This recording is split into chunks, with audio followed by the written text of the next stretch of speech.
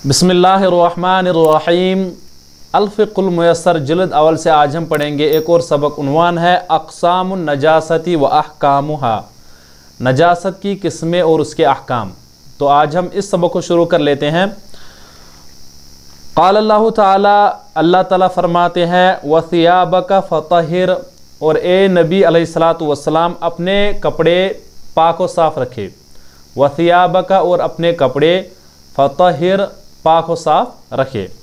वक़ाल रसूलुल्लाह सल्लल्लाहु अलैहि वसल्लम, और अल्लाह के रसूल सल्लल्लाहु अलैहि वसल्लम फरमाते हैं ला यक़बलल्लाहु, अल्लाह ताला कबूल नहीं करते हैं सलातम मिन गैर तुहूरिन, नमाज बग़ैर पाकी व साफ़ी की, पाकी व सफ़ाई के। अल्लाह तबारक व ताला सफ़ाई यानी पाकी के बग़ैर नमाज को कबूल नहीं करते, ये अल्लाह के रसूल सल्लल्लाहु अलैहि वसल्लम फरमाते हैं। उसके बाद शुरू होता है सबक अन नजासतु, नजासत, इसकी तारीफ़ होगी अब। हिया कौनुल बदनी व थौबी वल मकानी बिहालिन यतक़ज़्ज़रुहा अश्शरउ व यअमुरु बित्ततहुरी अन्हा। कह रहे हैं कि नजासत कहते हैं ऐसी हालत कपड़े, बदन और मकान की, या मकान, कपड़े और बदन की ऐसी हालत, यतक़ज़्ज़रुहा गंदा समझे जिसको, अश्शरउ शरीयत, व यअमुरु बित्ततहुरी अन्हा और हुक्म दे उससे पाक और साफ़ होने की। यानी नजासत उसे बोलते हैं जो चाहे कपड़े हो या बदन हो या किसी जगह भी या किसी मकान पर जहाँ पर नमाज पढ़नी हो उस जगह लगी हो, जिसको शरीयत नापसंद करे, यानी ये नजासत है, तो उसको कहते हैं नजासत, और जिसको शरीयत पाक करने का भी हुक्म दे। उसके बाद कहते हैं सुम्मन नजासतु तनक़सिमु इला क़िस्मैनी, उसके बाद फरमाते हैं कि नजासत की दो किस्में हैं। क़िस्मैनी, दो किस्में हैं, नजासतुन हुक्मियतुन, नजासतुन हकीकियतुन, नजासत हुक्मी और नजासत हकीकी। पहले आप नजासत को ज़हन में रख लीजिएगा कि नजासत कहते हैं अगर बदन, जगह या कपड़े पर कुछ ऐसी चीज़ लगी हो जिसको शरीयत का हुक्म हो कि ये साफ़ कर ले, तो उसको नजासत कहते हैं, और जिसको शरीयत नापसंद करती हो। उसके बाद कह रहे हैं उसी नजासत की दो किस्में हैं। नंबर एक है नजासत हुक्मी और नजासत हकीकी। अन नजासतु अल हुक्मियतु, नजासत हुक्मी किसे बोलते हैं?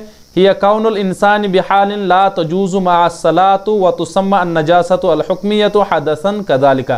कह रहे हैं कि नजासत हुक्मी कहते हैं इंसान के साथ, ये इंसान की ऐसी हालत कि उसमें ला तजूज़ु मअ सलातु, उसके साथ नमाज दुरुस्त ना हो, और उस नजासत को नजासत हुक्मी कहते हैं। यानी जो हदस भी लायक हुआ हो, यानी उसके साथ नमाज दुरुस्त ना हो, तो उसको नजासत हुक्मी कहते हैं। तो उस नजासत हुक्मी की दो किस्में हैं। वल हदसु यनक़सिमु इला क़िस्मैनी, कह रहे हैं कि अब जो ये नजासत हुक्मी है इसकी हदस की दो किस्में हैं। नंबर एक है अल हदसुल अकबर वल हदसुल असगर, यानी हद से अकबर और हद से असगर। यही कह रहा है कि अल हदसुल अकबर हुआ कौनुल इंसानी बिहालिन यजिबु फिहा अल गुस्लु वला तजूज़ु अस्सलातु फी तिलकल हाली कदा ला तजूज़ु तिलावतुल कुरआनी तिलावतुल कुरआनिल करीमी फी तिलकल हाली।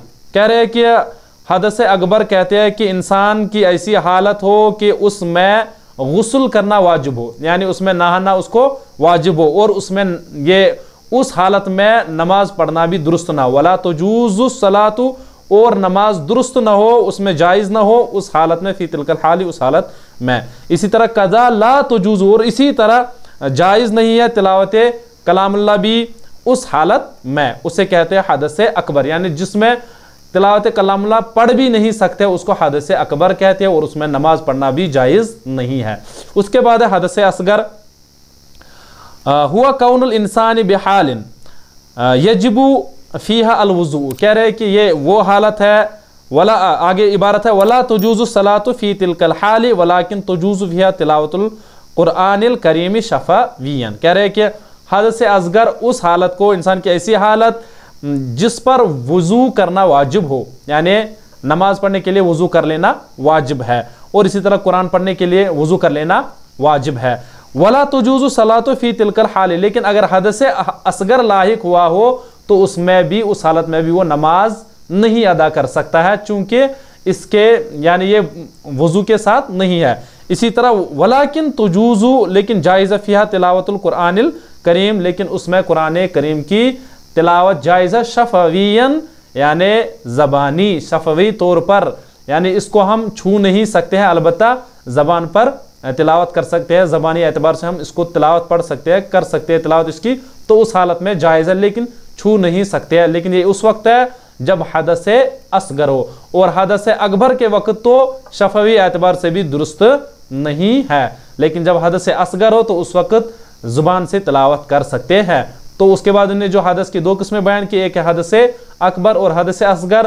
حدث اکبر اس حدث کو کہتے ہیں جس میں نماز پڑھنا بھی جائز نہ ہو اور نہ قرآن پڑھنا، یعنی زبان سے بھی قرآن نہیں پڑھ سکتے ہیں، اور اس پر غسل کر لینا واجب ہوتا ہے۔ اور حدث اصغر اسے کہتے ہیں یعنی جس کو صرف وضو کر لینا ہو، اور اگر یہ تلاوت کر سکتا ہے اس میں، یعنی اگر حدث اصغر لاحق ہو تو اس دوران وہ تلاوت کر سکتا ہے، لیکن یہ مسئلہ ہے کہ یہ چھو نہیں سکتا ہے۔ تو میرے خیال سے یہاں تک آج پڑھ لیں گے ہم، انشاءاللہ آگے ہم پھر النجاست الحقیقیہ اس کو اچھے سے سمجھ لیں گے۔ تو چلیے ہو گئے ہمارا آج کا سبق۔